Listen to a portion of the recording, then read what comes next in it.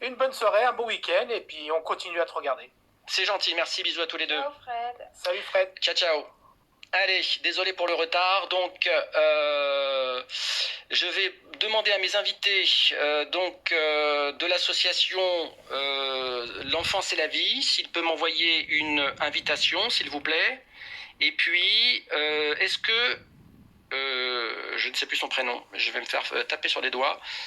Le deuxième intervenant que j'attendais à 21h, Mehdi, je crois que c'est Mehdi, oui c'est ça, Mehdi. Mehdi, est-ce que tu peux m'envoyer une invitation ainsi que l'association, voilà.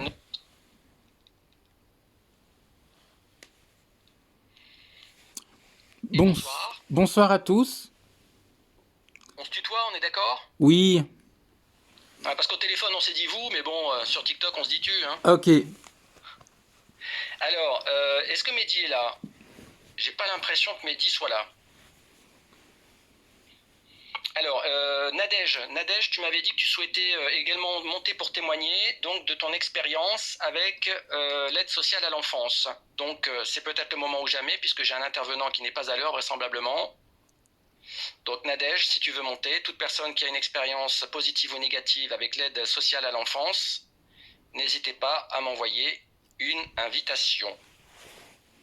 Bien, alors est-ce que tu peux, s'il te plaît, donc je réexplique pour les personnes présentes dans le chat, ce soir est prévu à 21h, donc un sujet sur l'aide sociale à l'enfance, puisque le compte que vous voyez en live avec moi, Nos enfants c'est la vie, nous avons déjà discuté par le passé et tu nous avais alerté sur une situation qui était assez catastrophique, que je découvrais d'ailleurs ce soir-là, parce que moi c'est un monde que je ne connais pas, et donc j'avoue que je suis tombé un peu à la renverse, et donc on avait prévu à l'époque, je t'avais dit que j'organiserais une soirée spéciale où on aurait du temps pour parler de ça, et ce soir est donc venu. Donc est-ce que tu peux te présenter s'il te plaît, de façon à ce que les personnes qui sont dans le live puissent identifier qui tu es? Oui, donc bonsoir à tous. Donc moi je suis Josua Wedner, je suis le président de l'association Parents-Enfants l'Amour Familial Belgique et le vice-président de l'association Parents-Enfants l'Amour Familial France. Et notre travail, c'est de défendre l'intérêt de l'enfant et de faire tout le nécessaire pour que toutes les familles et tous les enfants, les parents, sont respectés dans les actions judiciaires et avec les services de la protection de la jeunesse. Joshua, on t'entend pas très bien. Est-ce que tu peux t'approcher du micro? Je ne sais pas comment t'entends pas très bien. Est-ce que tu peux là, vous m'entendez? Vas-y, parle. Attention Nadège au bruit des micros, il faut pas trop balader le téléphone. Donc là vous m'entendez? Ouais, c'est un peu mieux, ouais.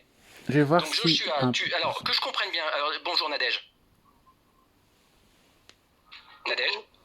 Bonjour.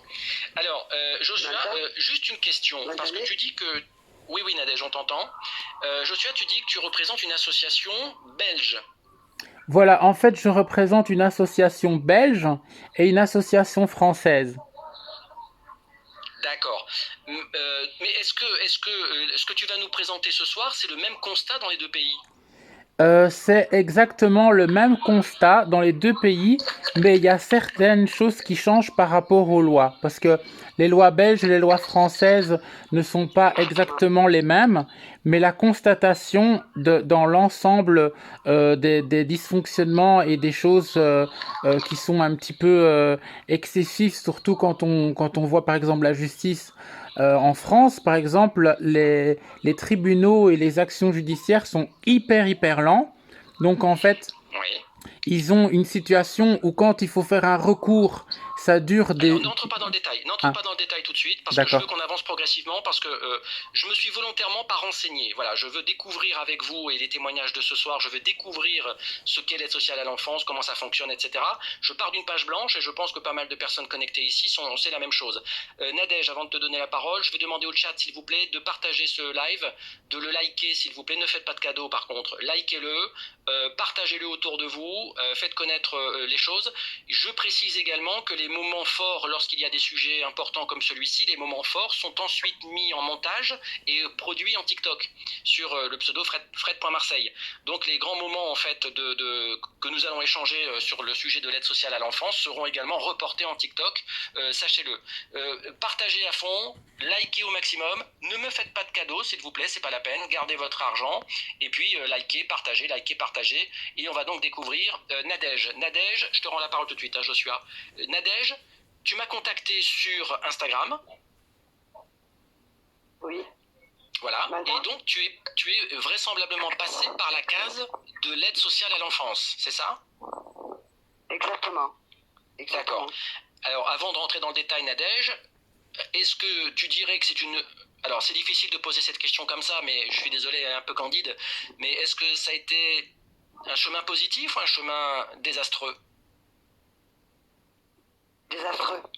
Désastreux, ok. Alors, je reviens sur Joshua. Joshua, peux-tu nous expliquer, tout compte fait, ce qu'est l'ASE, l'aide sociale à l'enfance? Partons d'une page blanche. D'accord. Donc en fait, l'ASE, c'est un service de la protection de l'enfance, donc qui est là en fait pour normalement, faire en sorte que tous les enfants qui sont réellement dans une situation de maltraitance soient protégés. Et il y a sûrement deux parallèles. Il y a le fait de pouvoir protéger les enfants qui sont réellement en maltraitance et un côté aide où on est là pour donner de l'aide aux enfants et aux familles qui en ont réellement besoin. L'objectif, c'est ça, en fait, normalement, de cette institution. Et elle dépend de quel ministère? C'est une institution d'État, de l'État. D'accord, mais est-ce qu'elle dépend du ministère de la Santé ou pas du tout? Ou est-ce qu'elle est Non, indépendante? c'est la jeunesse. C'est le secteur de D'accord, ça appartient l'enfance. au ministère de la Jeunesse. Voilà. D'accord, ok. Alors, je te propose, Joshua, d'écouter un petit peu l'expérience de Nadège, que je découvre en même temps que vous, hein, parce que je ne sais absolument pas ce que Nadège va nous dire. Nadège, est-ce que tu peux nous mettre un petit peu dans le bain, donc, chronologiquement, quel âge, quelle situation, et à quel moment tu as croisé les chemins de l'ASE? Depuis longtemps. Ça fait des années, quoi. Excuse-moi, mais tu es maman concernée ou tu as été toi-même enfant concerné par l'ASE? J'ai été placée moi aussi à petite. Tu as été placée toi aussi petite. Tu avais quel âge environ?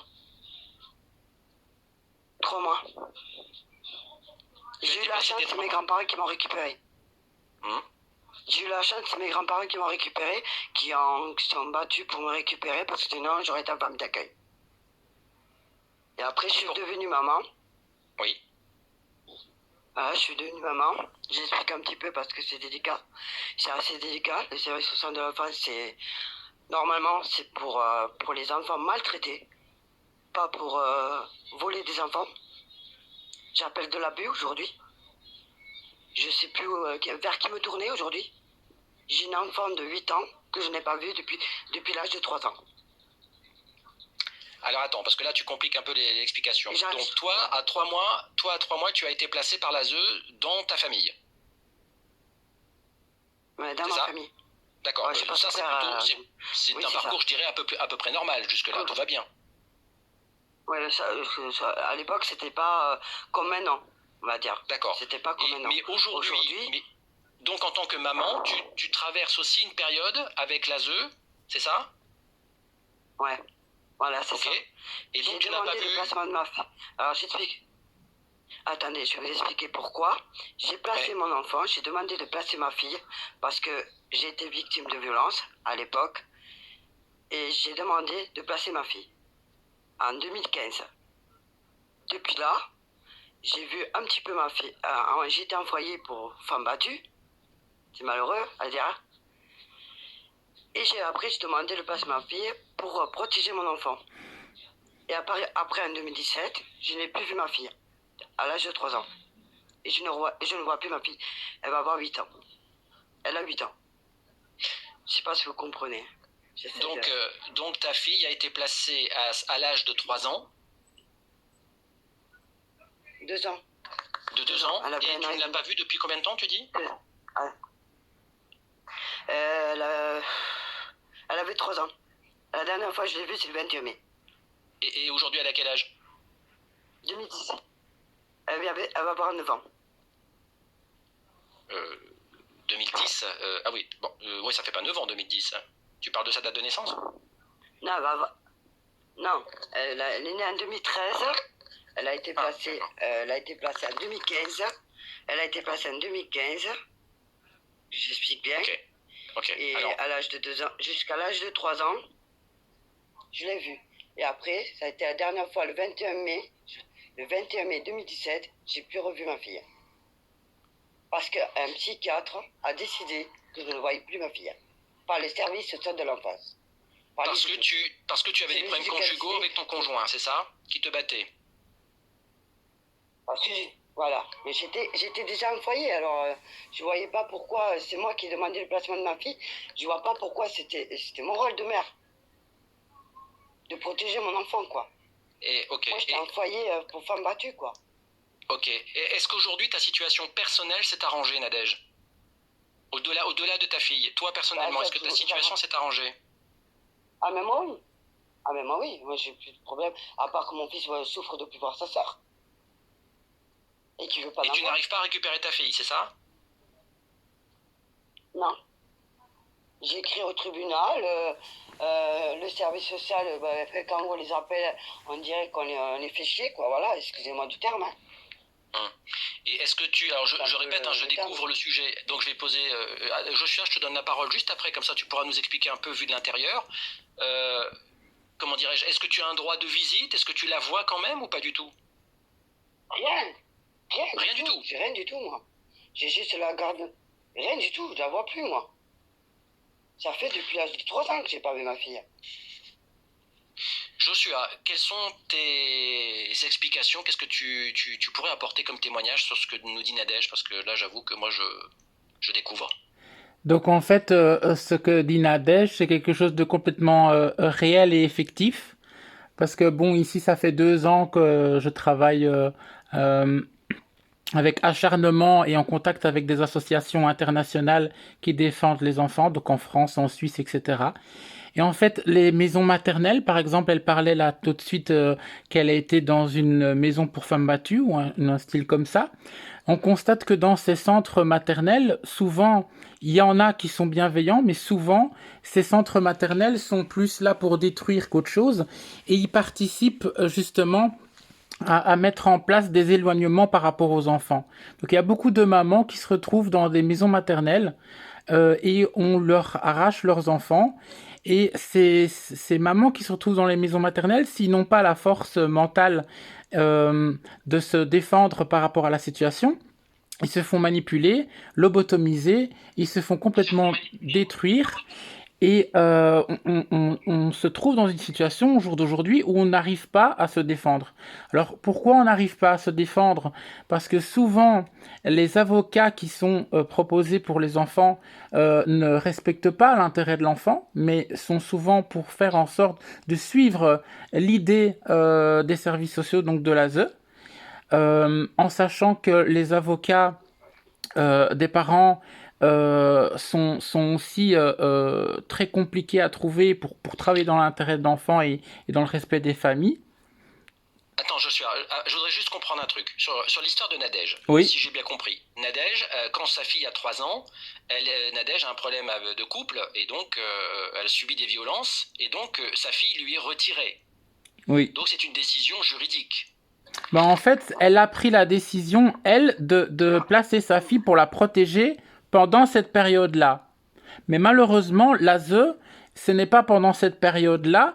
Eux, ils bloquent, ils profitent de cette action d'avoir apporté l'enfant pour le bloquer. Parce que normalement, il faut une remise en question annuellement sur la situation actuelle et sans justification de maltraitance effective ou par rapport médical ou par constat de police, le placement est interdit. Et au jour d'aujourd'hui, on voit qu'il y a des placements qui se passent pour des inquiétudes, des suppositions, des hypothèses. Ils n'ont aucun fait, aucune maltraitance n'existe et l'enfant est arraché. Et l'enfant est arraché pendant des années, des fois jusqu'à l'âge de la majorité. Mais dans le cas précis de Nadège, sa situation personnelle s'étant arrangée, pourquoi n'arrive-t-elle pas à obtenir du juge, comme elle le dit, le fait de pouvoir récupérer sa fille, qui aujourd'hui a donc 9 ans? Je vais être cru. Simplement pour l'argent. Je vais être cru sur la situation, mais malheureusement, il y a une corruption. Une corruption qui est mise en place avec les accords entre l'ASE et les juges de la jeunesse. Je n'ai encore, au jour d'aujourd'hui, aucun dossier de la jeunesse où je constate qu'un juge a travaillé dans l'intérêt de l'enfant. Quand il n'y a pas eu de justification de maltraitance, on constate souvent, toujours, que le juge suit l'ASE et ne prend pas en considération non plus les éléments que les parents déposent. Parce que là, on parle alors d'arbitraire. Et ça aussi, on est dans une situation où la majorité des jugements de la jeunesse où aucune maltraitance n'a été prouvée, il y a une situation arbitraire. Ça veut dire qu'on ne prend pas en considération les deux parties. Les parents déposent des éléments, les services sociaux déposent des éléments. On ne prend pas en considération ces deux parties. On ne contrôle même pas si les éléments de services sociaux est justifié et est prouvé par des faits réels, parce que ça, c'est aussi une inquiétude. Cette histoire de faits réels, ils peuvent dire tout et n'importe quoi. Ils n'ont pas besoin de prouver leur dire, c'est pris en tant que vérité. Et le massacre est extrême, parce que quand on travaille dans l'arbitraire, la situation, les conséquences sont dramatiques. Juste un petit message pour Tony, j'ai vu ton invitation, ne bouge pas, je te fais monter un petit peu plus tard. Mais, enfin moi je suis un petit peu, comment dirais-je, de premier abord, j'ai envie de me dire, l'aide sociale à l'enfance, c'est d'abord le bien-être de l'enfant. Là, dans le cas de Nadège, le bien-être de l'enfant, est-ce que c'est, et je suppose que Nadège n'est qu'un exemple, parce que d'après ce que j'ai compris, c'est assez multiple, et je vois beaucoup de témoignages, enfin beaucoup de commentaires dans le chat qui parlent d'argent. Est-ce que ça rapporte de l'argent à l'ASE, ce qui serait absolument horrible, que de garder des enfants éloignés de leur famille? Donc en fait, ce qui se passe, c'est que Mais oui, ça rapporte de l'argent. ça rapporte de l'argent aux institutions. On peut alors considérer que c'est du détournement de fonds publics à partir du moment où les enfants sont indûment placés, donc sans aucune justification de maltraitance. Parce que quand nous on demande, et c'est ça qui est dramatique, c'est quand nous on demande aux autorités compétentes, aux juges de la jeunesse ou aux services sociaux de nous envoyer la justification du placement et que ces institutions ne sont pas capables de la transmettre ni aux parents qui la demandent, ni aux institutions comme l'association que je représente, on se pose des questions. Ça veut dire qu'on place des enfants pour quelles raisons alors? Juste parce que on sait que malheureusement tout est une question de subventions et qu'il faut des subventions. Les subventions sont débloquées par les dossiers. Donc les institutions qui collaborent avec les services sociaux, toutes ces ASBL, toutes ces institutions qui travaillent en collaboration ont besoin des subventions et pour avoir leurs subventions, ils sont des fois dans une situation où ils vont dans l'extrême. Et l'extrême, c'est une destruction complète familiale et des enfants. Je te prends tout de suite, de A à Z. Est-ce qu'on a des chiffres? Est-ce qu'on a une idée du nombre d'enfants placés déjà par l'ASE, enfin, ou je sais pas comment on appelle ça, mais est-ce qu'on a des rapports officiels? Il y a quand même des parlementaires qui doivent s'y intéresser à tout ça, parce que c'est vrai que j'en ai jamais entendu parler dans aucun média, moi qui suis très curieuse. Pardon, Nadège? Maître Hamas est l'avocat qui a dénoncé les placements abusifs. Maître Hamas. Ouais, c'est l'avocat qui a dénoncé, qui a eu le courage de le dénoncer. Alors, Jean Lassalle en a un petit peu débattu et est le seul député qui en a médiatiquement parlant débattu sur ce sujet-là. Mais au jour d'aujourd'hui, comme c'est un sujet tabou, entre guillemets, les chiffres sont très compliqués à avoir, les chiffres réels. Il faudrait contacter une ASBL française qui est style Violette Justice, mais qui a arrêté, parce que normalement Violette Justice avait vraiment travaillé là-dedans. Mais les ASBL qui travaillent dans ce sens en France, on les freine, on leur met des bâtons dans les roues, parce que ça aussi c'est important de l'expliquer, c'est que malheureusement les institutions, les associations qui veulent défendre l'intérêt de l'enfant, par rapport à ces dysfonctionnements se font attaquer pour harcèlement, se retrouvent en prison, se retrouvent avec des amendes, etc. Parce que le problème, c'est que on ne veut pas toucher à ce secteur, on ne veut pas remettre en question cette situation, alors que ce serait quand même simple de simplement dire, voilà, pour placer un enfant, il faut une justification réelle de maltraitance par un rapport médical ou par un constat de police, que les enfants qui sont réellement en maltraitance doivent être protégés, parce que ça c'est aussi une catastrophe. On doit aussi pas placer des enfants dans des endroits où ils sont maltraités, où ils sont violés, ce que Lies Loufoque a dénoncé, la maltraitance dans les structures, dans les familles d'accueil, la négligence, il y a des viols, il y a plein de choses abominables. Mais Joshua, tu es président d'une association, c'est ça? Oui. Bon, donc tu baignes dans ce domaine, entre guillemets. Est-ce que de ce fait, étant donné que tu es dans un système associatif dont ton pseudo, par exemple, c'est Nos enfants, c'est la vie, j'imagine que c'est pas pour rien, mais de fait, est-ce que tu ne vois pas que la partie qui dysfonctionne, je dis pas que c'est normal, mais est-ce que de fait, tu ne vois pas que la petite partie qui dysfonctionne, c'est-à-dire que ça représente que quelques cas? Mais en fait, si c'était quelques cas, la question que je me pose, c'est pourquoi est-ce que l'association, on refuse de la médiatiser alors qu'elle défend l'intérêt de l'enfant? Pourquoi est-ce que les autorités publiques, moi j'ai vraiment gratté par rapport à la Belgique, donc maintenant je vais aller dans les autorités publiques belges, hein, parce que en France je n'ai pas été jusque-là. Mais pourquoi la ministre de la Jeunesse refuse de répondre aux interpellations par rapport à ce sujet? Pourquoi le ministre de la Justice explique qu'effectivement, il pourrait avoir des choses qui ne sont pas correctes dans certains sujets, mais qu'on ne peut pas nous donner des chiffres parce que malheureusement, ils disent que c'est trop flou et qu'au bout du compte, on ne peut pas nous donner des chiffres. Et il y a aussi le problème de la séparation de pouvoir.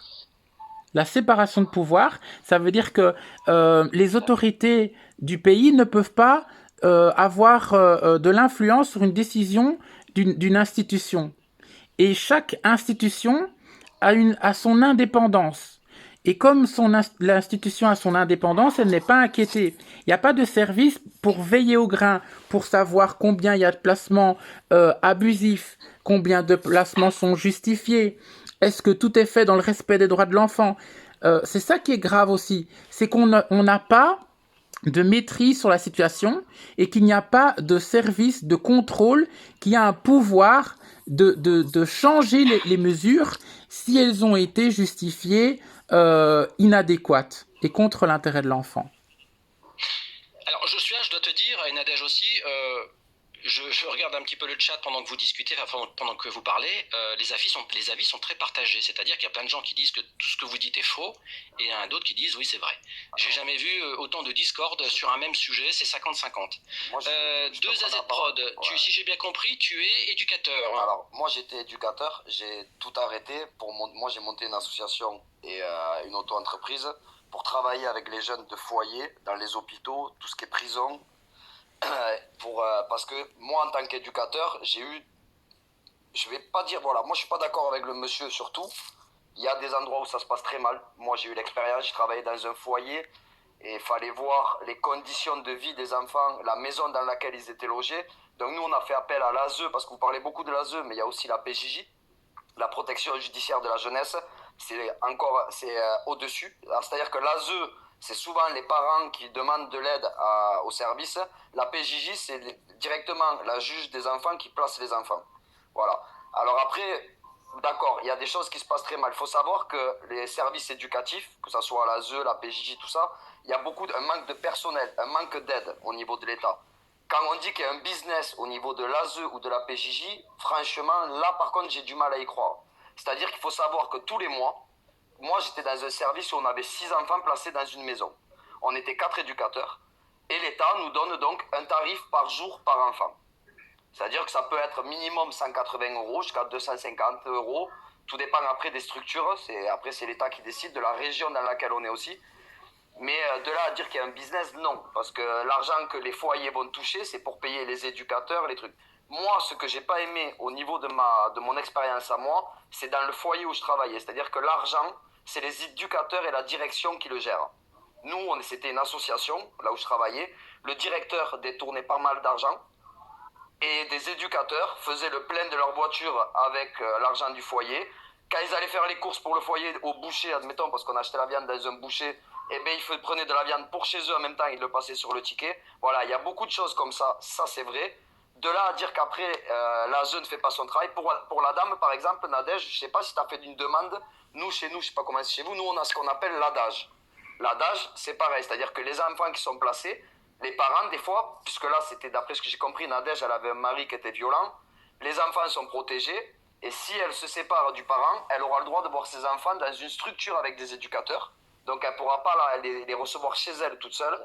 Elle devra se déplacer dans un local où il y a des éducateurs. Elle va passer la journée avec eux, ou 2 heures ou 3 heures dans la journée, pour se rendre compte que la maman est bien apte à s'occuper de son enfant correctement, qu'après ils vont venir chez elle vérifier que l'appartement soit conforme pour recevoir l'enfant et l'héberger. Enfin, il y a quand même un suivi. Après, je suis d'accord avec eux dans le sens où c'est très long. C'est très long parce qu'il manque vraiment de personnel. Il faut savoir que dans tous les foyers, il y a des manques de place. C'est-à-dire qu'aujourd'hui, il y a des enfants qui ne sont pas placés parce qu'il n'y a pas assez de place. Il y a vraiment des enfants qui méritent d'être placés, on ne peut pas les placer. Ils sont dans des familles où vraiment ils ont des problèmes. Moi, j'avais des enfants, chez eux, ils n'avaient pas de chauffage, ils n'avaient pas d'eau chaude, et on ne pouvait pas les prendre dans des structures. Ils étaient en attente. Et on avait d'autres enfants qui étaient placés juste parce que la maman n'arrivait pas à l'envoyer au collège. Donc il y a 2 poids, 2 mesures, quoi. Tu peux me rappeler ton prénom? Lionel. Lionel. Lionel, pardonne-moi, mais tu as quel âge? J'ai 42 ans. 42 ans. Et tu es toujours dans ce milieu d'éducation?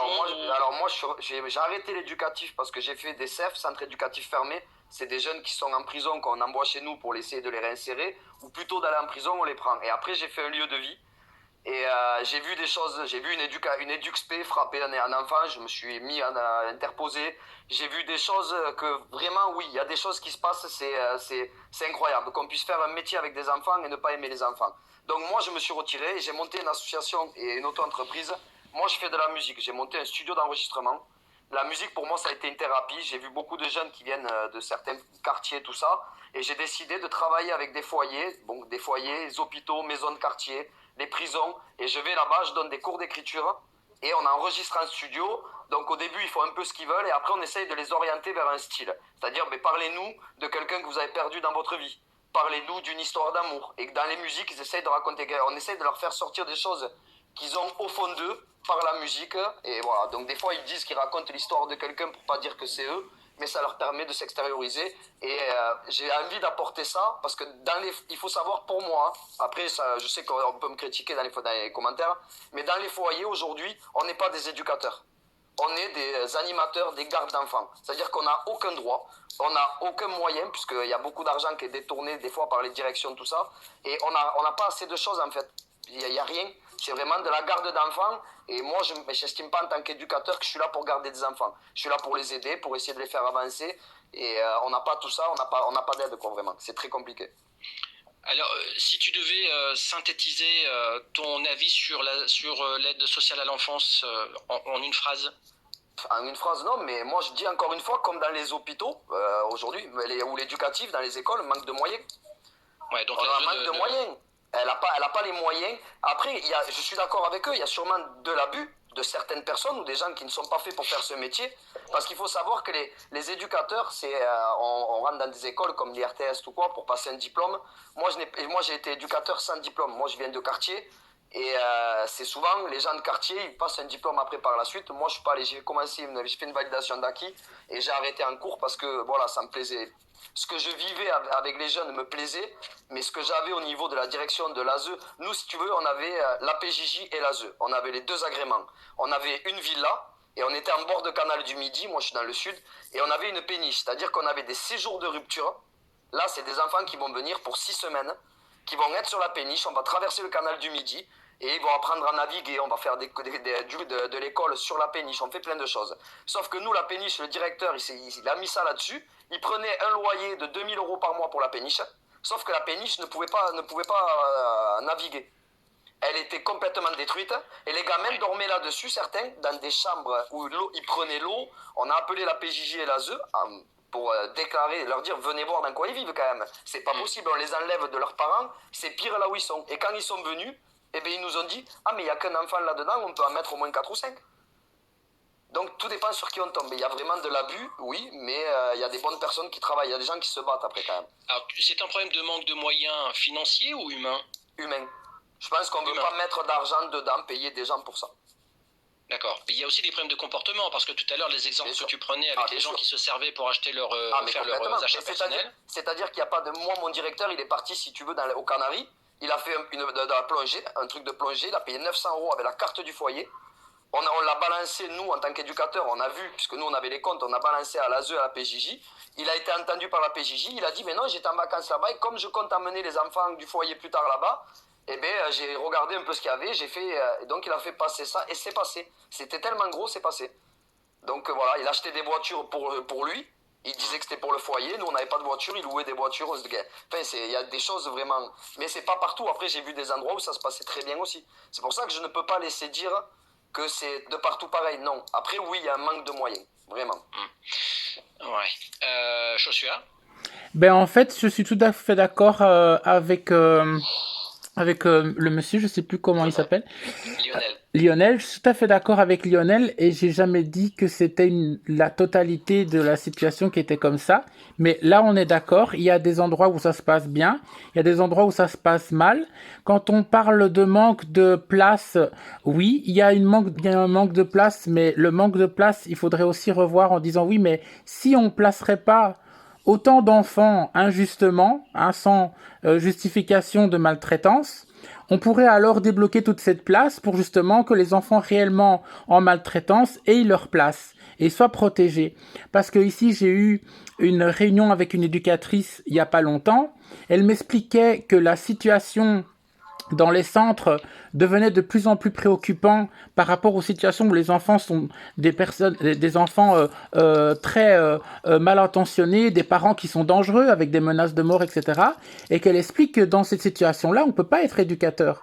Donc effectivement, c'est beaucoup plus facile à des structures de remplir avec des enfants bienveillants, bien éduqués et des parents doux, mais tout en gardant la possibilité donc de demander les subventions et de remplir les structures. Il y a aussi ce côté-là. Il y a des abus, pas partout, mais il y a des abus. Et certains abus montrent en fait qu'il y a un dysfonctionnement, que malheureusement, il n'y a aucun service qui est là pour tirer la sonnette d'alarme, et ça ne fait qu'augmenter. Si je peux me permettre, Fred, juste un truc par rapport à ce que tu dis, je suis d'accord avec toi. Alors là, ça peut aller encore plus loin. Moi, je travaillais qu'avec des enfants en difficulté, c'est-à-dire des jeunes qui sortaient de prison, qui rentraient en prison, trafic de drogue, viol, tentative de meurtre, des jeunes de 15-16 ans. Moi, j'avais un jeune, il a mis 7 coups de couteau à un vigile d'un hôtel, ça allait très loin. Mais il faut savoir une chose, c'est que quand on va au tribunal avec ces jeunes, sur certaines choses, même pour une tentative de meurtre, il n'est pas rentré en prison, hein. C'est-à-dire que quand ils arrivent devant ils ne voient pas le juge en direct, c'est le sous-préfet, souvent, et le vice du procureur, en fait, c'est toujours des leçons de morale qu'on leur donne. C'est-à-dire que moi, j'ai vu des jeunes aller au tribunal et me dire « mais t'inquiète, je risque rien ». Et on rentrait dedans, et effectivement, moi, j'étais toutes les semaines sur Narbonne, sur Perpignan, puisque moi, je suis acteur de Perpignan, j'avais des jeunes Perpignan, et c'est ce qui se passait. Ils risquent rien, donc tant qu'ils sont mineurs, ils peuvent vraiment faire presque tout ce qu'ils ont envie. Ils seront protégés parce qu'il y a toujours le truc de oui, mais bon, cet enfant, la vie qu'il a eue, le machin, oui, mais ça n'excuse pas. Oui, la culture de l'excuse. Voilà, la culture de l'excuse, c'est tout à fait ça. Alors, j'entends deux choses en fait, parce que c'est pas du tout la direction que je pensais prendre avec ces échanges. J'entends deux choses. J'entends Joshua qui nous dit il y a des enfants qui sont placés alors qu'ils ne devraient pas l'être. Et j'entends Lionel qui dit on manque de moyens pour bien faire le travail. Je pense que c'est pas tout à fait la même chose. On est sur deux lignes différentes. Est-ce que toi, Lionel, par rapport à l'expérience que tu as et éventuellement les relations que tu as peut-être encore dans ce milieu, entre guillemets, est-ce que selon toi, il y a des enfants qui sont placés alors qu'ils ne devraient pas l'être ? Alors, qui ne devrait pas l'être. Je sais pas, je pense en fait, si vous voulez, on parle beaucoup de l'ASE, tout ça, mais en fait, il y a pas que, avec l'ASE, il n'y a pas que des placements dans des foyers ou dans des familles d'accueil. Il y a des éducateurs qui se déplacent aussi dans des familles, c'est-à-dire chez toi directement. C'est-à-dire que l'enfant reste placé au niveau des parents, mais il y a un contrôle des éducateurs. Et c'est là, pour moi, où est le plus gros des problèmes. C'est-à-dire que quand tu viens en tant qu'éducateur une fois par mois dans la famille, tu ne peux pas suivre un enfant. C'est impossible. Pour moi, quand il y a un placement qui reste chez la famille, il faudrait c'est là où je parle de moyens. Il faudrait qu'il y ait plus de moyens pour qu'il y ait au minimum entre 1 à 2 visites par semaine de l'éducateur dans la famille pour qu'il puisse suivre un peu ce qui s'est passé dans la semaine et pas dans le mois, parce qu'il y a beaucoup de problèmes aussi. Mais il y a des enfants, moi j'avais des gamins qui étaient placés des fois juste parce qu'ils n'allaient pas au collège. Moi je pense qu'on n'a pas besoin de le mettre dans un foyer. Je pense qu'à un moment donné aussi les parents, ils ont un rôle aussi à jouer. À un moment donné, si ton fils il va pas à l'école, je suis désolé, moi quand j'étais petit, moi je vivais qu'avec ma mère, mon père était pas là, je prenais une torgnole et j'allais à l'école. Et c'était comme ça. Je veux dire, à un moment donné, il faut aussi que nous, en tant que parents, on éduque nos enfants. Oui, on est d'accord peut pas. Voilà. On est d'accord. Alors, très honnêtement, moi, j'y retrouve pas mes petits dans cette histoire. Joshua, qu'est-ce que concrètement tu veux dénoncer ce soir ? Ben en fait, moi, ce que je veux dénoncer ce soir, c'est tout ce côté dysfonctionnel dans tous les sens du terme. Donc ça veut dire que même les enfants qui sont réellement en maltraitance et qui ne sont pas protégés, je veux le dénoncer aussi. Parce que après ça se passe, on a le drame et puis on a les journalistes qui agissent, mais c'est trop tard. Il y a beaucoup d'enfants qui sont réellement en maltraitance et qui ne sont pas protégés, et l'éducateur l'explique aussi. Mais il y a aussi des enfants qui sont arrachés à leur famille sans aucune justification de maltraitance. Il y a ça aussi. Il y a les maisons maternelles ou les unités mère-enfant où il y a des dysfonctionnements, il y a des séparations forcées, il y a des divorces forcés, il y a de la maltraitance dans des structures, dans les familles d'accueil, il y a plein de choses. Pour nous éclairer, est-ce que pour éclairer ce que tu dénonces, est-ce que tu aurais dans les cas que tu gères dans ton association, est-ce que tu aurais un cas particulier, en anonymat bien sûr, à nous expliquer, qu'on comprenne un peu comment dirais-je, là où tu veux en venir. Est-ce que tu aurais un cas qui serait spécifique ? Donc en fait, j'ai trois cas qui est extrêmement grave à déposer. J'ai par exemple une maman ici que je suis depuis quelques mois. Et là, en fait, ce que j'ai constaté, ce qu'on a eu comme action par rapport à ce qui s'est passé, c'est que la petite a été hospitalisée pendant des mois. Après, la petite a été rendue à sa maman. 3 semaines après, elle reçoit un document par la poste en lui disant « Madame, nous allons faire un rendez-vous à l'ASE et après, vous allez déposer votre enfant en pouponnière. Donc, vous allez placer votre enfant. » Donc, ça veut dire que d'un côté, on te rend l'enfant parce qu'il n'y a aucune raison de maltraitance, parce que sinon l'enfant ne te l'aurait jamais rendu. Et 3 semaines après, on t'envoie un document pour te dire, voilà, on a une place en pouponnière, donc maintenant on va faire notre petit business par rapport à la pouponnière, et vous allez aller déposer l'enfant. Donc la maman, elle est complètement détruite, en pleurs, en larmes, en train de voir avec moi et ce qu'on peut faire, parce que malheureusement, on n'a pas vraiment de force dans ce sujet, pour essayer de faire en sorte que la petite ne soit pas placée. Et là, actuellement, la petite, elle est placée et on se bat devant les tribunaux, on se bat avec l'avocat qui veut rien faire, l'avocat qui répond pas, la juge qui dit que y a secret professionnel, on peut pas répondre. Il y a un problème. Et par exemple, moi, en tant que père, moi j'ai 5 enfants. Mes enfants ont été placés en 2018 sans aucune justification de maltraitance.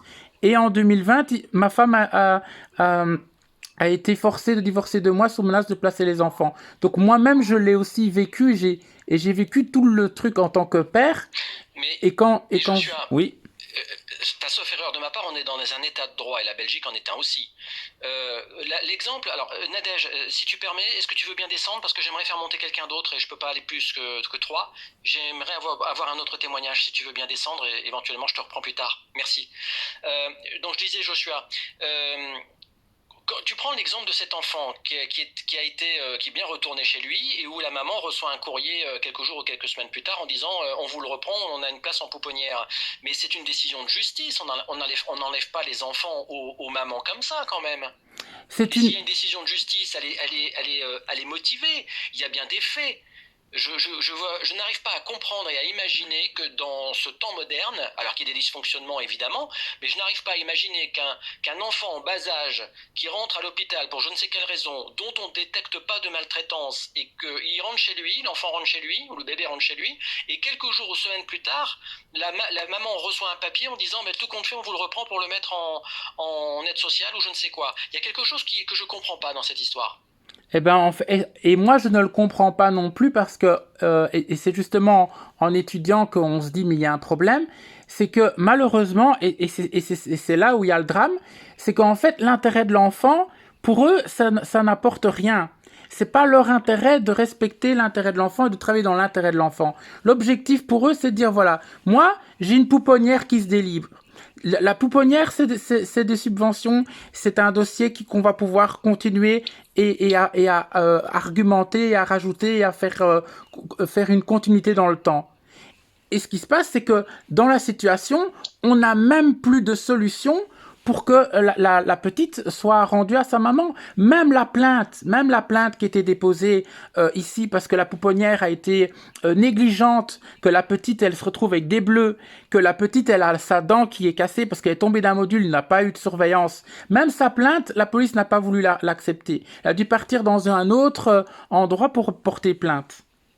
Mais excuse-moi, mais je reviens sur mon histoire. Il y a une place en pouponnière, ça fait des subventions, donc il faut remplir la place en pouponnière qui est libre. Bon, admettons, même si c'est absolument ignoble, admettons. Mais le juge?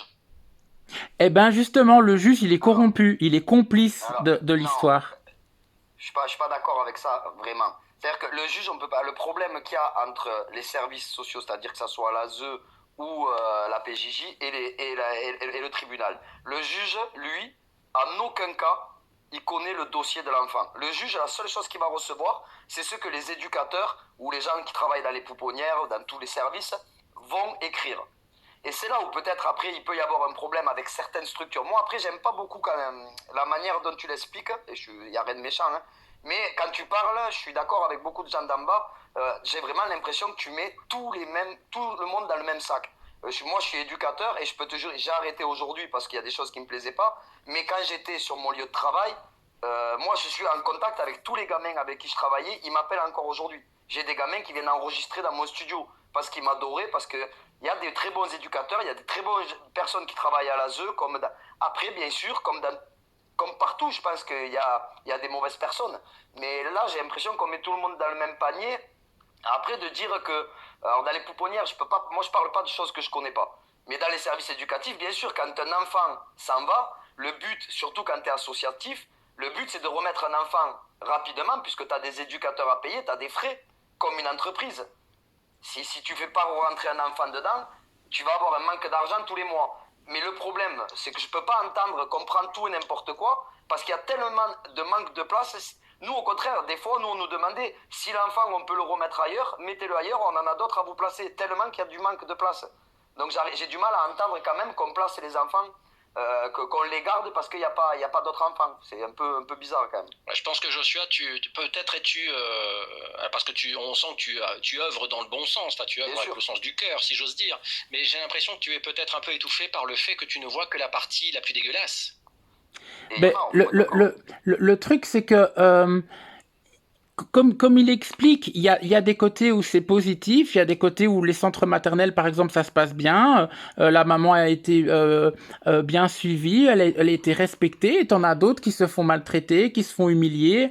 Oui, ça c'est... Oui, mais j'imagine. Et dans les placements, c'est pareil. T'as les placements qui sont légitimes parce qu'il y a des faits, parce qu'il y a une situation de maltraitance. Et puis t'as les placements qui sont illégales, injustifiées, et comme il explique, c'est les rapports de l'ASE qui ne sont pas faits par rapport à la réalité pratique, que le juge ne va même pas analyser si le rapport il a été fait correctement ou non, en sachant que normalement ils doivent faire les choses dans l'intérêt de l'enfant, donc le rapport doit être correct et honnête.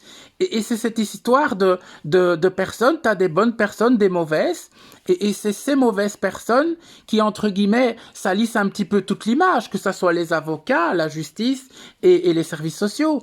Donc oui, c'est possible qu'à cause qu'il y a des personnes comme ça qui font des choses horribles et que ça a des conséquences extrêmes, qu'après, on se dit oui, mais on salit, c'est comme un mauvais médecin. Après, on va dire, voilà, les médecins, ils sont pas bons Mais parce un que... mauvais médecin, ça fait pas de tous les médecins des mauvais médecins. Voilà, c'est ça, mais c'est On est comme... d'accord là-dessus, Joshua.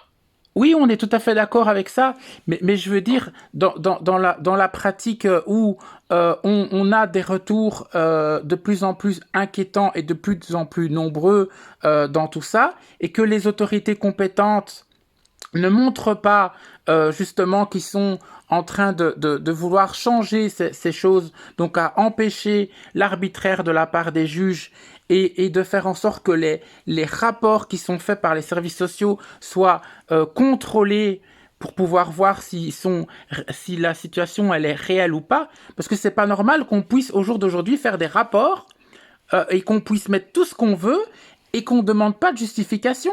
Nous, pour prouver notre innocence, on doit prouver avec des faits réels, etc. Et eux, ils peuvent écrire tout ce qu'ils veulent et ils ne sont pas contrôlés. Ok. Je reprends l'exemple, pardonne-moi, je reviens à cette histoire parce qu'il me manque quelque chose pour digérer la chose. Je reviens à ce bébé dont tu parlais, qui a été hospitalisé, qui rentre à la maison, la maman reçoit un courrier, etc. Bon. Quel motif est donné par la justice pour dire on vous prend votre bébé ou votre enfant? Qu'est-ce qui est écrit noir sur blanc, le motif? Il n'y en a pas, et je l'ai demandé et on m'a pas répondu, on n'a pas répondu à la maman. Mais comme... la maman, elle est quand même informée, on lui dit pourquoi, le pourquoi du comment, pourquoi on vous reprend l'enfant. Ça tombe pas du ciel quand même. Il n'y a pas de justification de maltraitance effective pour enlever l'enfant dans ce dossier. Est-ce que la maman est apte à s'occuper de l'enfant? C'est aussi ça. Pour de la violence. Il y a des problèmes d'alcool, il y a des problèmes des fois même juste éducatifs. Le gamin fait ce qu'il veut, la maman, des fois on voit beaucoup de mamans qui sont dépassées par leurs enfants. L'hébergement, etc. L'hébergement qui est insalubre. Parce que je t'entends beaucoup parler sur la maltraitance, mais il n'y a pas que des enfants. Moi je sais pas, j'ai pas eu que des enfants pour la maltraitance, loin de là. Alors, je vous propose d'écouter... Alors Simba Leroy, quel est ton prénom? Guillaume. Ah, je pensais que c'était une fille. Non, bonjour Guillaume. Bonjour. Ok, ça marche. Alors Guillaume, tu disais dans le chat que tu avais vécu quelque chose de proche à ce qu'on décrivait tout à l'heure. Est-ce que tu peux nous en dire un peu plus? Ouais, alors nous, c'est un peu une histoire assez compliquée. Donc bon, déjà, moi, j'ai sorti ma conjointe d'une affaire familiale qu'elle avait eue avant moi, vis-à-vis donc de son ex, qui avait de la violence envers elle. Alors quand je dis violence, c'était vraiment tout type de violence, que ce soit physique, sexuelle, morale... Voilà. Donc moi je l'ai sorti de là et malheureusement son premier enfant à elle, qui n'est pas le mien, elle a demandé à le faire placer parce qu'elle n'avait plus l'accès pour le voir, vu que le père de l'enfant l'empêchait. Donc elle voulait le protéger en le faisant placer. Et donc nous par la suite on s'est mis ensemble, on a eu donc un enfant, donc celui qui est sur la photo là actuellement, et donc celui-là a eu dès sa naissance des problèmes de bronchiolite à répétition, donc on l'a mis à l'hôpital à plusieurs reprises. L'hôpital ensuite nous disait de rentrer au bout d'une semaine avec lui, puis on y retournait, puis ça n'a pas arrêté. Et puis un jour on a reçu donc un courrier de l'ASE par la poste en recommandé, qui nous disait que l'enfant va être placé en pouponnière parce que justement on ne serait pas apte à gérer sa santé. Mais nous étant médecins, on n'est pas apte nous étant pas médecins, pardon, c'est sûr qu'on ne peut pas être apte à gérer sa santé si on ne nous explique pas d'où le problème peut venir. J'ai quand même sauvé la vie. J'ai entendu, je lui ai quand même sauvé la vie. Oui, oui. En gros, il y a eu une fois où en fait, il a fait une bronchiolite, sauf qu'en fait, sa respiration s'est arrêtée. Moi, j'étais au travail à ce moment-là, et du coup, bon, Alors- bah, elle a fait un mini massage cardiaque, donc avec les doigts, Ok. et puis bon, bah, Alors, elle l'a fait revenir. qu'est-ce que vous avez envie de dénoncer ce soir tous les deux? Quel est dans le parcours que vous avez subi, subi, hein, c'est selon votre expérience, qu'est-ce que vous avez envie de dénoncer? Bah, nous, en fait, on pense que donc celui qui est en photo, donc le nôtre à tous les deux, on pense qu'il a été placé vis-à-vis de l'histoire en fait du premier. On pense pas en fait qu'il a été placé parce qu'il y avait un signe de violence, parce qu'on n'était pas apte à le gérer ou autre, mais on pense qu'il a été placé parce que le premier justement vivait des violences et physiques, morales et sexuelles, et que du coup ils avaient peur que l'ex de ma conjointe serait apte à venir jusqu'à chez nous pour faire la même chose sur notre enfant et nous. Lionel ou Joshua, ça vous inspire quoi? Ben, moi, ça m'inspire que, oui, la façon dont il le raconte, c'est très... Alors moi, pour ma part, c'est-à-dire quand on demande un placement d'enfant, que c'est les parents qui le demandent directement, c'est différent. Mais c'est vrai qu'après, quand on fait placer un enfant, pour le récupérer, il va falloir montrer vraiment patte blanche. C'est-à-dire quand on place un enfant, là, dans le cas de Guillaume, quoi, de ta conjointe, elle le fait placer pour des problèmes sexuels, violences sexuelles, des coups, du rabaissement de la personne. Donc derrière, il faut prouver vraiment qu'il n'y a plus tous ces problèmes-là. Après, oui, il y a des moments donnés où les gens peuvent être jugés facilement. Mais sur le deuxième, je pense qu'il y a autre. Je peux pas entendre juste qu'il soit placé parce que le premier a été placé. Surtout que c'est pas le même papa, c'est pas du tout la même vie. Si on place le deuxième. Guillaume, justement, je posais la question, pardonne-moi, Oui, je t'en Lionel. prie. Guillaume, je posais la question tout à l'heure à Joshua avec l'histoire qu'il nous racontait. Quand tu penses que la situation en fait a suivi la génération sur le bébé qu'on voit là en photo de profil, mais on t'a quand même bien donné un motif.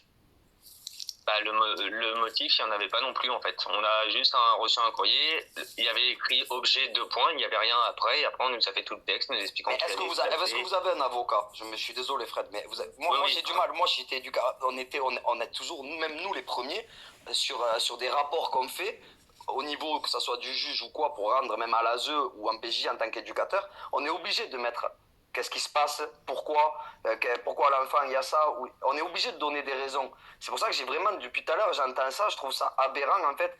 C'est pas logique. Pour moi, c'est pas possible. Bah, alors moi je suis complètement dépassé par ce que vous me racontez, hein, parce qu'il y a quelque chose qui cloche. Soit il y a effectivement un énorme problème avec toute l'institution et tous les embranchements qui en découlent, et auquel cas on voit que la partie, je rigole mais c'est nerveux, hein, c'est pas pour me moquer, mais j'ai l'impression qu'il y a un truc qui va pas. Soit comment dirais-je, les enfants dont Joshua et Guillaume nous parlent, il y a des raisons qui expliquent bien le fait qu'on les ait soustraits aux parents pendant un temps défini ou indéfini, et auquel cas je trouve ça normal. Ou deuxième solution, tout est à refaire et tout est à revoir, quoi. Enfin, je sais pas, j'avoue que là, je pense être convaincu ce soir, et en fait, je suis encore plus partagé qu'au début de ce live.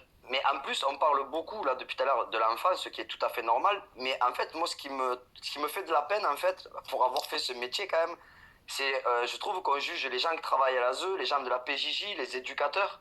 Moi, je suis désolé, franchement, à la limite, je suis content d'avoir arrêté. Si on est jugé comme ça, moi, je faisais des heures de malade. C'est-à-dire que la nuit, j'avais des jeunes qui fuguaient du foyer. Je partais avec ma voiture, je mettais l'essence avec mon argent. J'ai passé des nuits de 9h du soir jusqu'à 6h du matin pour les retrouver parce que les gendarmes, ils en ont un peu rien à foutre, ils s'en occupent pas, ils les laissent. C'est nous qu'on allait les chercher, qu'on allait les retrouver, qu'on les ramenait. Je veux dire, on a fait des trucs de ouf, quoi. Et d'entendre qu'en fait, presque, les gens qui s'occupent, je sais pas, on fait des heures de malade et on touche un salaire de merde.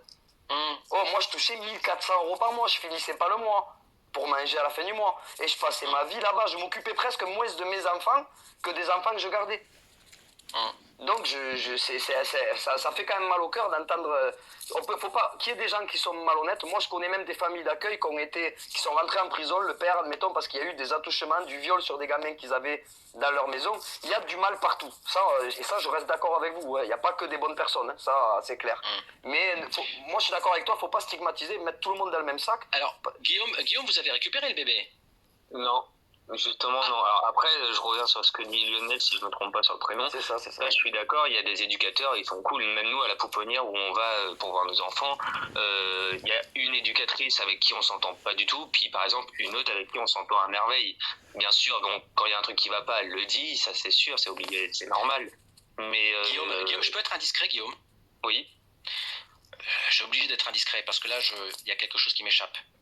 Tu vas voir, enfin vous allez voir ton épouse et toi ou ta copine et toi, votre enfant dans une pouponnière parce qu'on ne veut pas que vous l'ayez à la maison. Oui. Y a-t-il, Guillaume, une raison pour que votre enfant ne soit pas chez vous? Bah, s'il y en a une, on la connaît pas. Voilà, on est d'accord. Et l'éducatrice, cette éducatrice avec qui vous vous entendez bien, quand vous Oui. parlez avec elle, nous on a ce qu'on appelle un OPP. C'est-à-dire que c'est le truc qu'on va recevoir, le papier qu'on va recevoir du juge ou de l'ASE ou de la PJJ qui va nous expliquer le suivi du gamin. Pourquoi le gamin, l'enfant, je dis le gamin, mais l'enfant a été placé, qu'est-ce qui s'est passé dans la famille. On est au courant. Donc l'éducatrice ou la dame qui s'occupe de votre enfant est au courant. Donc normalement, si vous vous renseignez, vous êtes obligé d'avoir une explication. Est-ce que je peux me permettre Ah oui, moi Est-ce que je Oui, peux me vas-y, vas-y. permettre, parce que là, l'éducateur, il parle des écrits. Donc, il parle des rapports qui sont faits par les professionnels. On parle pas, Oui. on parle pas de la justification de l'éloignement, elle n'existe souvent jamais. Et c'est ça le drame. La personne qui a son enfant placé actuellement, elle demande quoi? Elle demande la raison de l'éloignement. On ne peut pas éloigner un enfant du milieu familial sans aucune justification de placement. Et les rapports qui sont mis par les éducateurs, ne donnent pas la raison de l'éloignement dans les rapports qui sont mis dans les retours du juge et des directeurs de structure. Alors, il y a Nadia qui dit quelque chose d'intéressant dans le chat. C'est présent, le motif est présent dans l'ordonnance de placement. Mais oui, Eh ben non. c'est ce qu'on dit. Alors, Guillaume, vous avez eu une ordonnance de placement, donc vraisemblablement. Oui, on a eu une ordonnance de placement. Eh bien, Et il n'y a pas de motif. Il n'y a pas de motif. En fait, à chaque fois, même par exemple, à un jugement, ce que l'on parle, c'est nos visites à nous. Pourquoi, qu'est-ce qu'on y fait, et puis que ça se passe bien, que ça se passe mal. Non, mais si on a des absences, parce que ça peut nous arriver d'avoir des absences pour des motifs Guillaume, quelconques. pardonne-moi, mais le bébé, ils sont venus le chercher à la maison ou c'était déjà, ils l'ont pris à l'hôpital? Ils sont venus le chercher à l'hôpital. Ils sont venus le chercher à l'hôpital. Quelle a été votre réaction immédiate, à l'instant T? On a pleuré. Et vous avez laissé faire? On se sentait impuissant. Je les ai traités tous les noms. Mais enfin, il faut débarque. comprendre. Je suis un petit peu marqué parce qu'on va dans les films, hein, forcément, parce que je n'ai jamais fréquenté ce dont on parle ce soir. Donc ça, j'avoue que j'ai un peu de mal, mais j'ai un peu de mal à me projeter. Mais on est à l'hôpital, des gens viennent, débarquent et vous disent on prend votre bébé, vous n'avez pas le choix. C'est ça votre histoire? On avait eu un courrier avant, mais il n'y avait pas de motif valable. En fait, on nous avait juste dit, voilà, à telle date, telle heure, on vient chercher votre enfant pour le... Et ça fait combien de temps, là? Ça fait combien de temps? Ça date de... Je crois début novembre. Et quand vous avez reçu ce courrier, est-ce que vous avez appelé directement le service pour savoir la raison? Ou est-ce que vous avez attendu qu'ils viennent? On a attendu qu'ils viennent parce qu'en fait, ils nous avaient dit qu'ils nous expliqueraient tout au moment venu. Ouais, bah après ça me regarde, c'est que moi qui vais dire ça, mais moi, si je reçois un courrier comme ça, le jour où je reçois ce courrier, j'appelle ou je me déplace et je veux une explication. J'attends pas qu'il débarque chez moi. C'est clair, net et précis. À un moment donné, c'est là où je dis, c'est pas logique. Pour moi, déjà, c'est obligatoire, il y a une raison.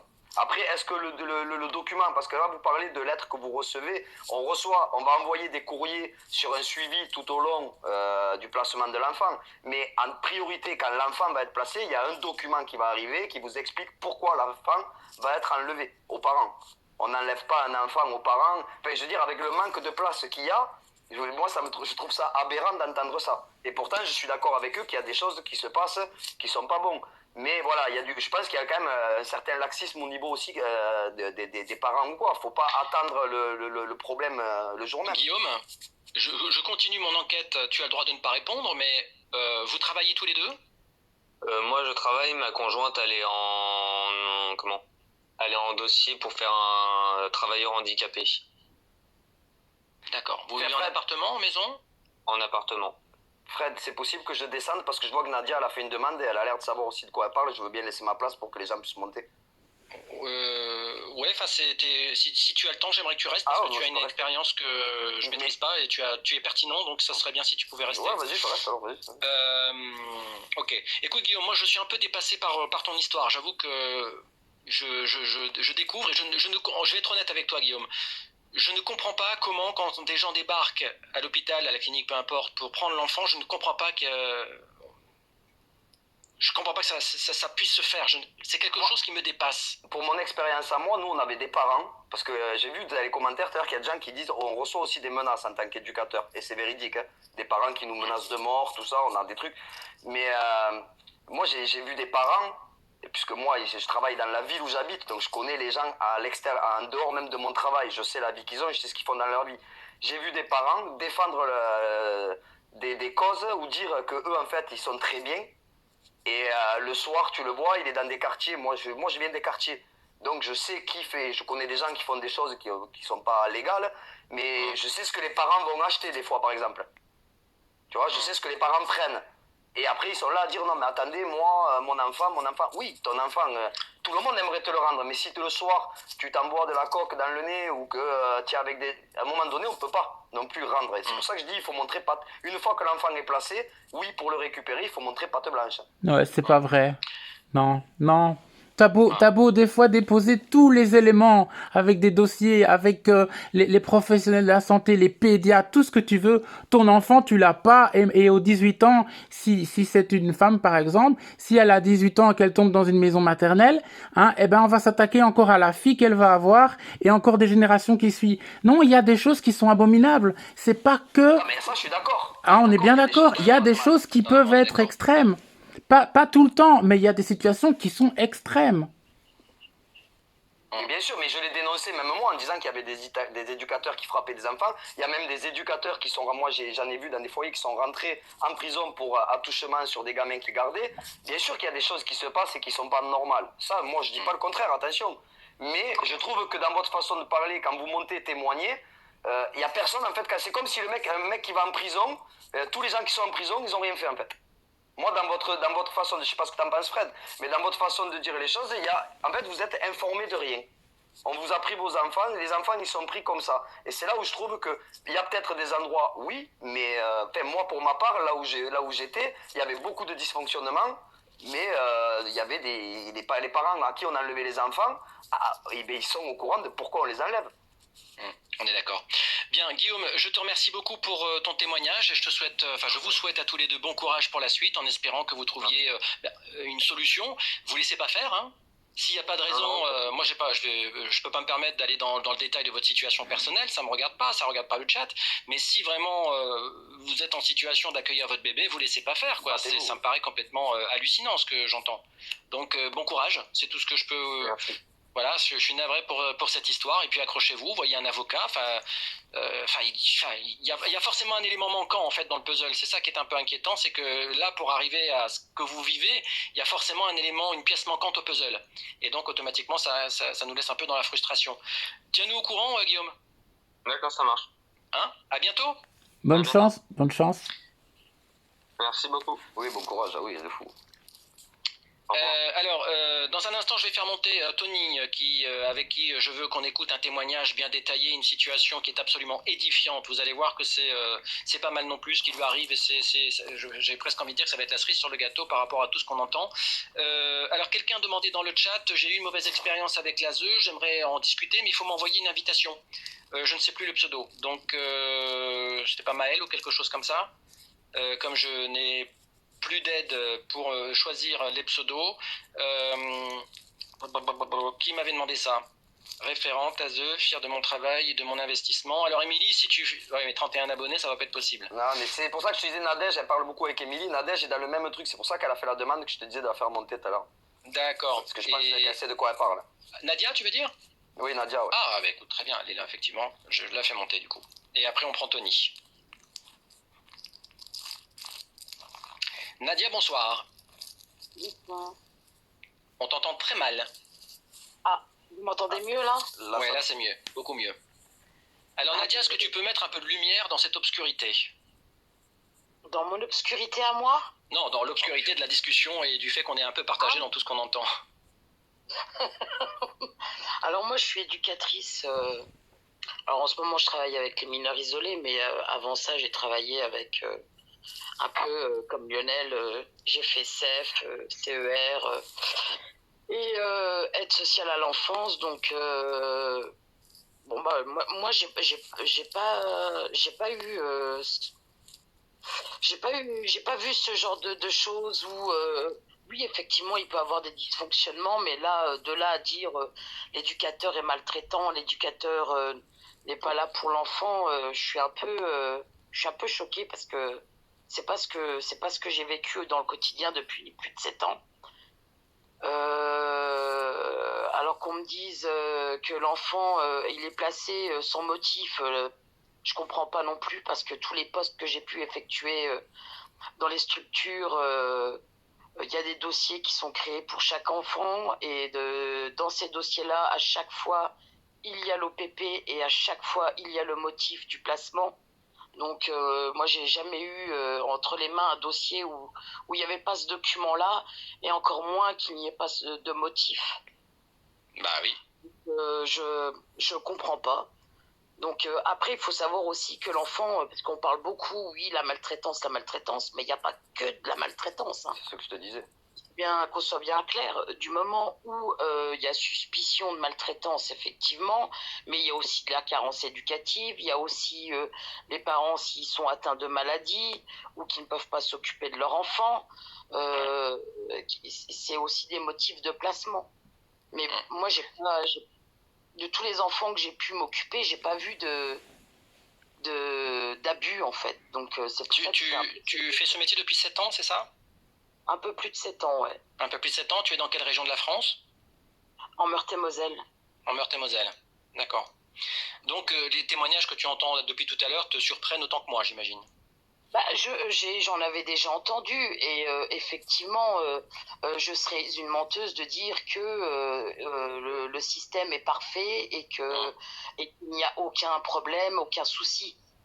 On est quand même dans un travail où on travaille avec l'humain, on est tous des humains, et forcément il y a des dysfonctionnements, il peut avoir des erreurs, etc.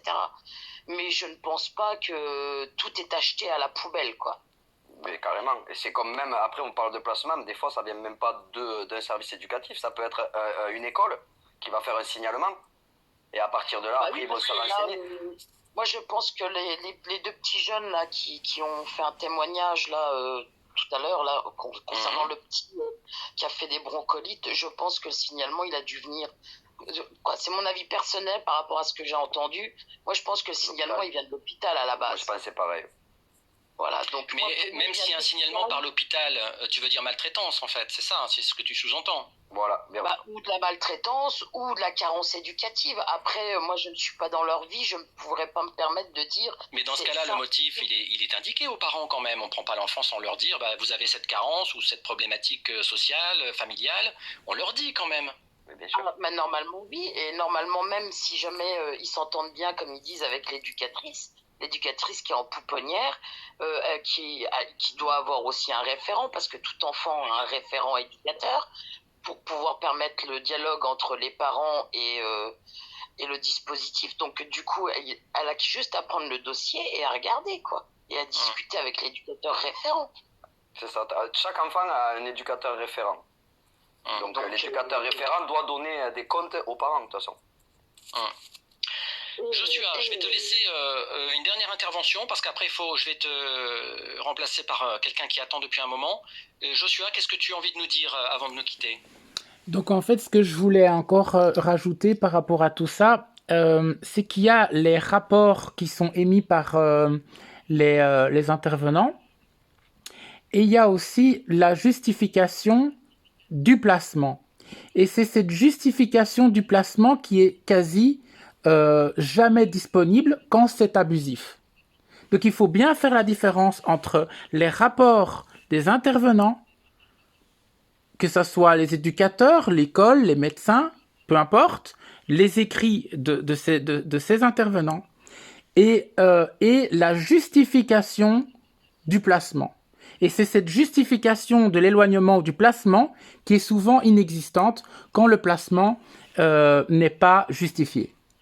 Mais moi, ce que j'ai du mal à entendre avec toi, en fait, c'est que tu dis, d'après ce que je comprends, tu dis qu'en fait, quand l'enfant est placé, il n'y a pas de suivi, on enlève presque l'enfant à la famille. Il ne peut pas voir l'enfant, on est d'accord sur ça. C'est ce que tu nous expliques. Il y a Parce plusieurs... que moi, dans mon travail, la priorité des choses qu'on me demande, c'est de garder un lien avec la famille. Alors moi déjà, quand j'ai travaillé... Attends, on va peut-être attendre la réponse de Joshua, si tu veux bien, Nadia. Donc il y a ce que vient de dire Lionel. Donc il y a plusieurs situations. Il y a les liens sont complètement coupés ou les liens sont maintenus mais avec une fois tous les mois, mais que l'enfant n'est pas placé par une justification réelle de placement. Donc ça veut dire que l'enfant est éloigné de ses parents sans aucune justification d'éloignement, mais tu as une fois par mois le droit de voir ton enfant. Et ça, c'est une torture pour un parent qui est aimant et qui aime son enfant. Et c'est ça qu'il y a, c'est que d'un côté, on a des situations où on coupe les liens complets sans aucune justification d'éloignement, et d'un autre côté, on a aussi la situation où il n'y a aucune justification d'éloignement, mais on te donne un petit morceau du truc pour que tu fermes ta bouche et que tu tolères une fois par mois. Et si jamais tu oses te plaindre, et ça c'est très important que j'appuie, si jamais tu oses te défendre sur la situation, que tu oses te plaindre, que tu dénonces, on t'enlève tes une fois par mois, et si tu es encore plus compliqué, on t'enlève tes droits parentaux. Voilà ce qui se passe dans certaines structures par rapport à certaines personnes. Une opposition, dès que tu t'opposes à une décision, on va enfoncer le clou encore plus fort. Voilà, et c'est ça le plus grave. Et donc, il n'y a que l'appel à un avocat qui peut régler le problème, en fait. Il faut absolument l'aide d'un avocat. Voilà, si on trouve un avocat à la hauteur, et que tu as les sous qu'il y a derrière, parce que sinon, je donne un exemple, moi, je prends 4 ans ferme. 4 ans ferme. Pourquoi 4 ans ferme? Parce que je dénonce le système et parce que je me suis battu pour que mes enfants ne soient pas placés, que je dénonce le placement abusif depuis 2018 et qu'au jour d'aujourd'hui, j'ai toujours pas eu la justification d'éloignement. Donc, il y a un problème. Je dis pas que tout est comme ça, mais il y a un problème. Quand tu dis je, tu parles vraiment de ton histoire, là? Oui. Vous pouvez aller voir mon Facebook et vous allez voir qu'il y a énormément de choses et toute mon histoire, elle est sidérante. 5 enfants placés abusivement depuis 2018, un divorce forcé en 2020. C'est une catastrophe. On m'a pris ma femme et mes enfants. Et j'attends encore la justification. Je ne l'ai toujours pas eu. Attends, un divorce forcé. Forcé, ouais, c'est ça. Qui peut forcer un couple à divorcer? Eh ben voilà, donc ça comme ça, on va aussi parler de cette histoire. En fait, un divorce forcé se fait avec la collaboration de maisons maternelles. Donc au jour d'aujourd'hui, avec les centres maternels, maisons maternelles ou unités mère-enfant, ils peuvent faire en sorte que la maman, sous menace de placer les enfants, divorce de son conjoint ou sépare de son conjoint. C'est une chose... Qu'est-ce que la maman a dit? Pardon? Qu'est-ce que la maman a dit avec les éducateurs? Les éducateurs ou... Moi, je sais pas, si j'ai une maman qui vient me voir en me disant, oui, voilà, en fait, dans mon couple, mon mari, il se passe ça, il se passe ça, il se passe ça, je vais lui expliquer que oui, si ça se passe si mal que ça, il faut peut-être qu'elle se sépare pour le bien de ses enfants ou quoi. Mais sinon, nous, on n'a pas de... Je sais pas pourquoi on parlerait avec les mamans en disant, quitte ton mari ou... Non, je parle d'unité mère-enfant. Ça veut dire que c'est le centre qui dit, moi... Comme je dois la prendre chez moi dans ma structure et qu'elle est mariée et qu'elle est en couple, moi, comme j'ai les enfants en otage, c'est ou tu divorces de ton mari ou je place les enfants. Ça a été constaté en France, en Italie, en Belgique. Il y a des choses qui sont horribles. Mais il faut savoir, il faut le connaître pour le comprendre. Ah mais c'est gros. C'est minime, il y en a dans des endroits, mais c'est pas partout comme ça, je pense quand même. Après, je connais pas les pouponnières, donc je jugerai pas, mais je trouve ça fort quand même. Moi Sur franchement, quel est le nom de ta page Facebook, Joshua? donc l'association c'est Parents-Enfants l'Amour Familial. Ça, c'est ma page Facebook. Il y a TikTok, Nos enfants, c'est la vie et Parents-Enfants l'Amour. Les deux TikTok. Et vous allez voir, c'est sidérant. La situation, elle est. Et j'ai reçu récemment un dossier complet sur l'association en Suède. Même constat. Même Est-ce que constat sur en ta page Suède. Facebook, il y a les ordonnances, tout ça, là où vous dites que vous n'avez aucun motif. Est-ce que ça, vous l'avez mis dessus qu'on puisse le voir, en fait, nous?